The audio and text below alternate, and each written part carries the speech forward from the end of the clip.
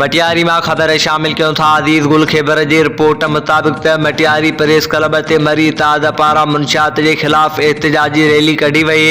मटियारी शहर के आस पास के केतरनि इलाक़नि में मुंशियात आम जाम हले पई। नौजवान नसुल समाजी बुराइन में वकोड़जी वया आहिनि।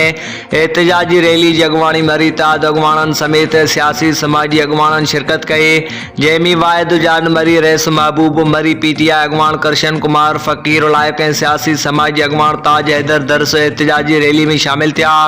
मीडिया से ॻाल्हाईंदे अगवाणनि चयो त मुंशियात के खिलाफ केतरा एहतजाज थी चुका आहिनि। मटियारी इंतजामिया का भी कार्रवाई करण लाइ तैयार न आहे। मटियारी शहर के आस पास के ॻोठनि ऐं मटियारी शहर के अंदर मैनपुरी जा कारखाना लॻल आहिनि। कचो शराब ठहे पियो, लेकिन एसएसपी मटियारी हुन जे मातहत थाणनि जो अमलो मंथली में पूरा आहिनि। असांजे नौजवान नसुलनि जी तबाही जा ज़िम्मेवार मुंतखब नुमाइंदा आहिनि, जंहिंजे हाउसनि जा ख़र्च मुंशियात जे मंथली में पूरा थियनि था।